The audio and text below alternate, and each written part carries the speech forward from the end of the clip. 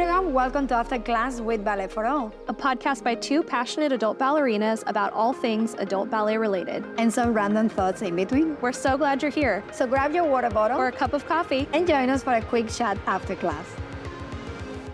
Hi everyone, welcome to another episode of After Class. In today's episode, we are going to be talking about how to stay motivated. So we're going to be talking about what's called the Goldilocks rule from the book Atomic Habits and how we can apply that as ballet dancers. So let's jump right in. How are you, Yelena? Hello, I'm really good today. How about you? How do you feel after your point class and your ankle? I feel pretty good. Actually, I was really happy when I woke up this morning that I wasn't in pain since I have been having a little bit of a issue there. I just wasn't totally sure since it was my first time being on point in like a week. I was like, oh, we'll see, because just sometimes it feels okay in the moment. And then it's like you wake up after your full night of rest and it's like stuff just settles into your body sometimes. And you're like, I felt okay last night. And then I woke up and I feel not great. So as soon as I stood up this morning, I was like, where are we at? Where are we at? I was like, okay, we're good. We're good. So we can do it. We can move. Yeah, we can move. So today's episode, we are going to be talking about something. It was funny because we kind of just happened upon this subject because we realized that we had both read the book Atomic Habits, or I read it and you listened to audiobook. And so we were talking about it and about how good it was. And there was one part of the book or one concept from the book that really stood out to me. And we were talking about, we're like, oh, we should just do an episode on this because I think it really applies to ballet. And it's called the Goldilocks rule. So I'm going to just read a couple of clips directly from the book because I feel like if I try to just paraphrase in my own words, it's just going to make it more convoluted. So the general idea is that the Goldilocks rule, I'm reading from the book right now. This is a direct quote. The Goldilocks rule states that humans experience peak motivation when working on tasks that are right on the edge of their current abilities. Not too hard, not too easy, just right. I'm going to skip around a little bit. And it says the human brain loves a challenge, but only if it is within an optimal zone of difficulty. Once a habit has been established, it's important to continue to advance in small ways. These little improvements and new challenges keep you engaged. And if you hit the Goldilocks zone, you can achieve a flow state. And a flow state is an experience of being in the zone and fully immersed in an activity. Scientists have tried to quantify this feeling and have found that to achieve a flow state, a task must be roughly 4% beyond your current ability. In real life, it's typically not feasible to quantify the difficulty of an action this way, but the core idea of the Goldilocks rule remains. Working on challenges of just manageable difficulty, something on the perimeter of your ability, seems crucial for maintaining motivation.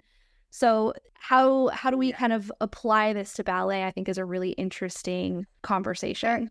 There is so much to talk about this point related to ballet. Like, I think it's just so true. Pushing yourself, and it's not just ballet, any physical activity really, like, and that I will say, let's talk about the famous periods, right? There is a point when you know that you've been doing ballet for more than 6 months, and it just can't stop there. That's when you start pushing to that 4%. Meaning, let's say, you're already done passé, not with releves, but you're done it with passés already on your group classes. Start increasing the amount of releves that you're going to do. Maybe you do 2 the first week, maybe you do 4, or maybe you can ask your teacher, is it okay for me if I try pliés releves? And the teacher would be like, yes, I haven't done it because the 80% of the class might not feel comfortable with it, but if you feel comfortable with it, go for it. And that's how we allow students most of the time to kind of adjust the exercises to their own level. So I would definitely say that yes, that 4%, it might be only for you to today do a plié relevant passé, rather than just doing your typical passés where you feel comfortable. And that doesn't push you super far away to do a full pirouette or a double pirouette, but you're already working on that direction and you're pushing yourself. And it's finding also how you recognize that 4%, I would believe is finding challenging but doable. It is hard, but you can still find a little bit of work out of it. So that's that 4% challenge already happening. Yeah, and I think for adult ballet dancers specifically, you know, what you said about just even asking your teacher ways to modify is such a great point in applying this concept, because a lot of times, especially for in-person classes, the options can be really limited. You might be in some form of like an open class where there's a lot of levels. And so applying this concept where you are trying to push yourself a little bit beyond your current ability might mean that you need to make some modifications.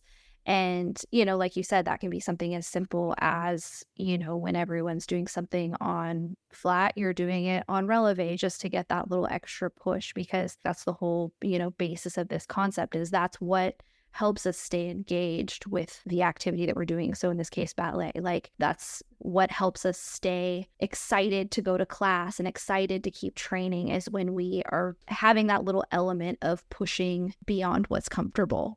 And so sometimes that might look like you having to create those opportunities for yourself. That's exactly the way I would put it, creating the opportunity for yourself. And I think, obviously when we're doing in-person classes, especially, or live classes in a group, you want to be mindful of the fact that the teacher is giving specific choreography. But I think if you talk to the teacher and kind of communicate what you're trying to do, just in your training in general, of like, hey, I'm trying to really just push myself a little bit in this area.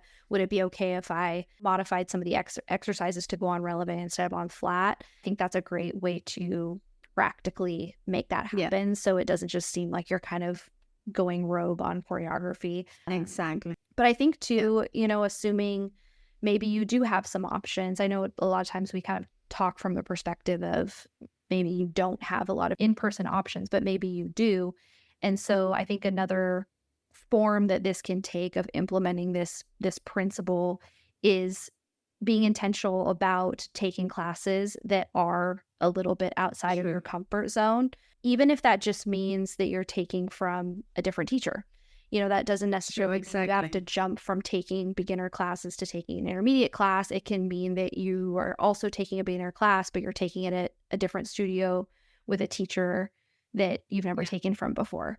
Because a lot of times that small change can push you that little bit extra. It is true. And we talked about it plenty of time here, and we recommended it so many times. Changing teachers is really good. You, Hannah, for instance, when you went to the Amy's intensive, you've been doing my classes for over 2 years now. You have been doing the in-person classes with your other teacher. The three of us had different perspectives, different upbringings, and different techniques. And you still managed to get great outcomes from Amy's class, because you were a little bit afraid, like, I don't know anything about Baganova, but she gave you so many good feedbacks on things that I told you in a different way, things that your in-person class teacher I have been telling you in different ways.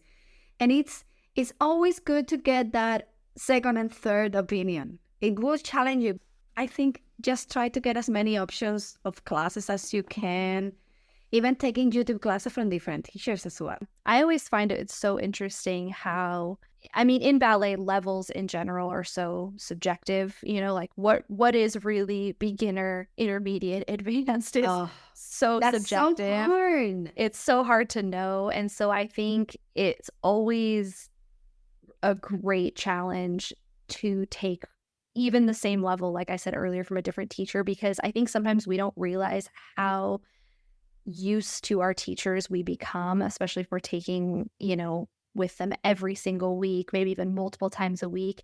Sure. And while they change the choreography, presumably to a degree, they might have kind of set patterns that they use, or set ways that they link steps, or ways that they repeat, doing things a certain way. And so when you take from a different teacher, even if it's technically the same level, you will be challenged just by taking from someone who's different and has a different way of piecing together steps and combinations, and even, maybe using different music. Like I know a lot of times for teachers, it's like they have a general playlist that they use. And so you kind of get used to the tempo of their songs, and this is a song that we use a lot of times for tendus there, and then you take from someone else and they might use a faster song or just a different rhythm, Yeah, and you're like, whoa, and that's a challenge. And so I think Exactly. don't underestimate taking from a different teacher. Like you said, even if it's on YouTube, just finding a different teacher on YouTube that you've Yeah. never taken a class from before, and you will probably be surprised at how challenging that can be, but in a really good way. Because if you're taking within the same level, you should be able to do all the steps. It's just going to challenge your ability to put them together in Yeah. combinations differently. Yeah. Something too that is really good for dancers to be doing just in general to stay motivated and to stay challenged is to really make sure that you're being intentional about attacking the steps that are really difficult for you in class in your personal practice. Because I think sometimes we have plateaus or we have seasons where we're starting to feel a little unmotivated in our training. But if we are willing to take a step that scares us a little or that we're consistently struggling with and make it a point that like, I really am going to invest in working on this, even though it is a little bit beyond what I'm comfortable with. A lot of times seeing improvement and wins even just on that specific step is enough to keep you feeling motivated, inspired to keep working, if that makes sense. Like I know there's been seasons for me where I've just like was really struggling with pirouettes and making it a priority in my personal practice to think like, no, I'm not going to shy away from the challenge of this. I'm going to really embrace the challenge of it and do it in a way that is like exciting and not, I think it's hard because there's a fine line here of like, it can become defeating if you're and frustrating sometimes. Yeah, if you're kind of shooting too far beyond your level. But I think if it's something that like we were talking about earlier, if it's something that that at your current training level, this is a reasonable thing that I should be able to do, really taking that time in your personal practice to work on steps that are difficult is really going to keep you feeling motivated and inspired. So is there anything else? Yeah, I would say the most important part is about making those goals to challenge yourself realistic and attainable.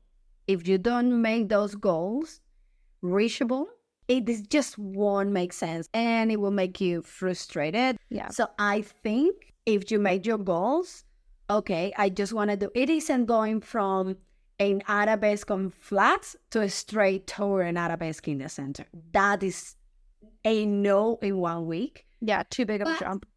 Exactly. But if you go from your flat arabesque and you plan in the between, start working on your plie, relevé, arabesque, improving your turns, and then getting there, yes, that's attainable. But then that's not just one goal. There are 3 different goals. Mm-hmm. You're going to do plies, relevés strong, and then you're planning on improving your pirouettes, and then you want to get that next step. Yeah. So it needs to be attainable and realistic goals. Yeah. I think knowing what that 4% beyond your current ability is for you is critical to this concept really being doable and helpful.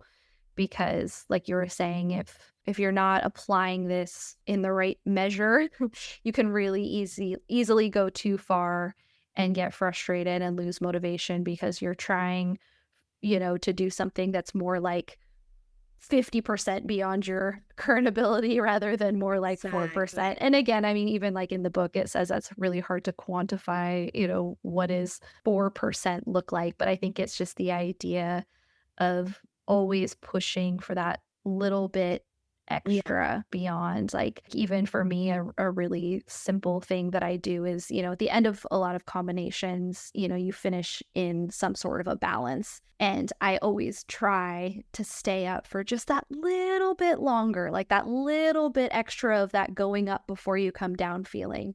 And that's just a small way that I try to always be pushing beyond my current ability. It's like, I know when it would have been comfortable for me to come down off of that balance. Exactly. But I make myself stay up just a little, even if it's 1 second longer.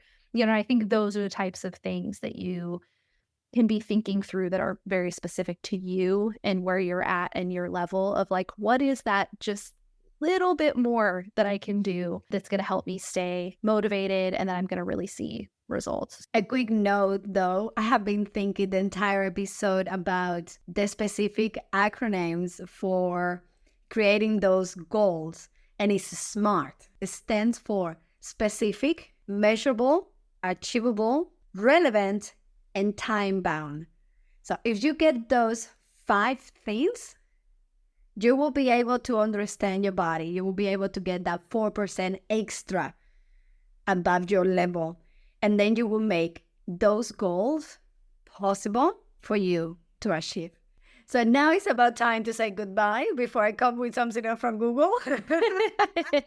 So we're Googling more concepts. Thank you guys so much for listening. We hope you enjoyed this episode, and we're excited to record some more fun ones soon that we've gotten some ideas for. So we have more fun episodes coming your way. So stay tuned over the next few weeks. Yay! See you soon.